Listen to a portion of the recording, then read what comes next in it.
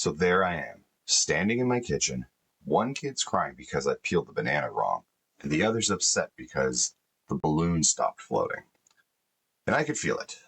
That tension in my chest, that voice in my head whispering, "Here we go again."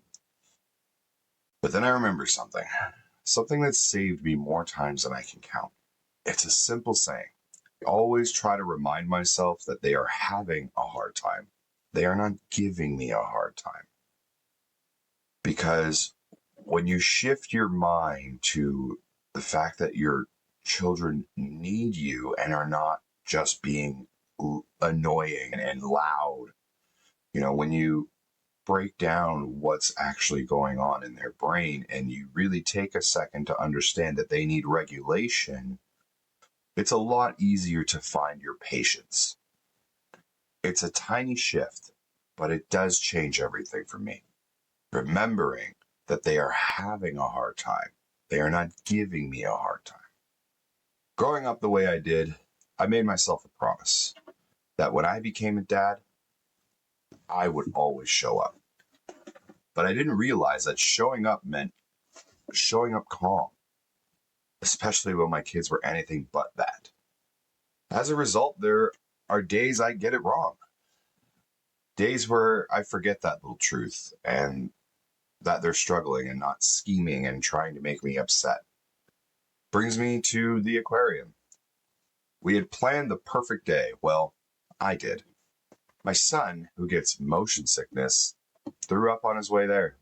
He's just a baby doing what babies do. He gets motion sickness. He can't control it.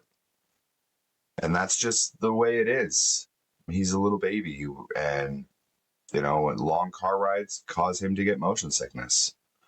But because I had this perfect picture in my head of how the day should have gone, I got mad.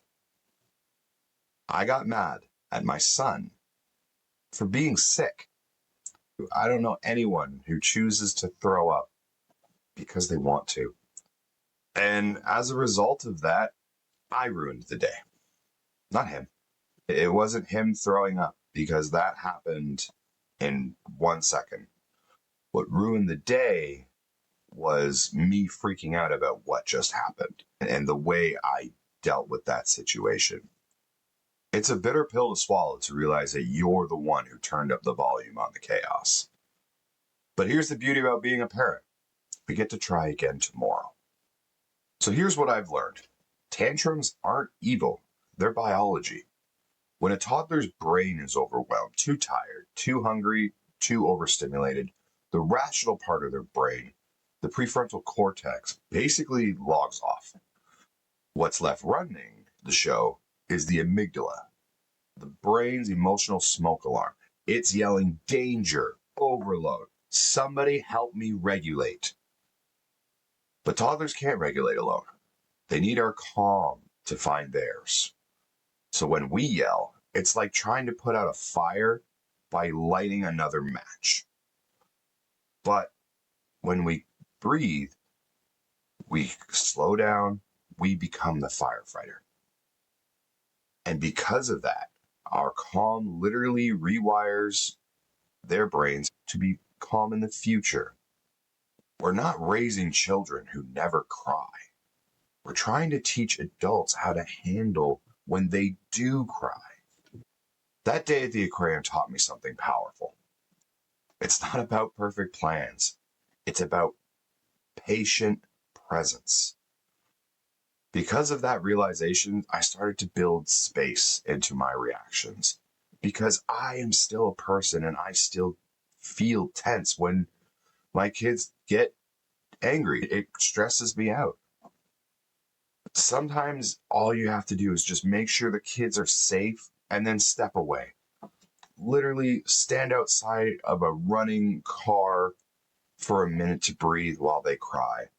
As long as they are not in mortal danger and they are otherwise fed and safe, taking 1 to 2, even 5 minutes to regulate yourself so that you are able to help your children who are in need of regulation, that's everything. It is so much better for you to take those minutes to regulate yourself before trying to help them.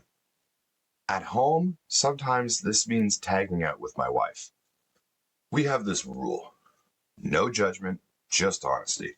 One of us could simply say, hey, I need a second. And as a result, we've both become better at giving each other grace. When I say to my wife, hey, I need a second, there's no judgment. She understands that I need that time to regulate myself so that I can help her parent this current situation. And yes, sometimes that means you are going to be left with two children who are currently going through a tantrum while your partner is taking 5 minutes to become calmer. And you know what? Those 5 minutes when you're there with, two or more children who are going through a tantrum will be very stressful. But in those minutes, you are providing care for your partner. And as a result of this process, we've actually become better at giving each other grace. My wife will actually recognize when I'm starting to feel tense, and sometimes she'll suggest, hey, why don't you go outside? I got this.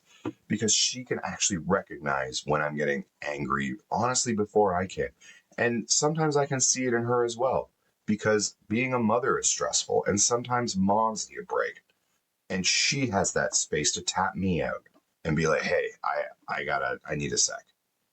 Honestly, I've never seen either of us take more than 5 minutes to come back calmer, not because the tantrum's gone, but because we're not adding another tantrum to this mix. And when we do, we come back calmer and ready to help regulate this child who is in need of regulation. So here's what's been working for me. It's still a work in progress. I want you guys to know I'm not the best at dealing with tantrums. I am still learning. Getting low, make eye contact before I speak with them. I like to name what they're feeling instead of correcting it. Hey, I see you're really angry right now. And you can be angry, but you can't destroy this thing. You can't hit your brother. I can't let you cause harm to blank. Another point, taking those tap out breaks, because every tantrum isn't a test of their patience, it's a test of mine. The result from that perspective, fewer battles, more connection, and a dad who's learning right alongside with his kids. Being a dad isn't about getting it right every time. It's about returning every time.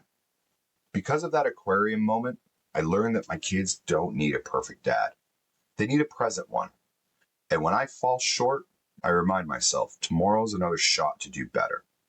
Every meltdown, every mistake is a classroom. And because of that, I'm slowly becoming the dad I needed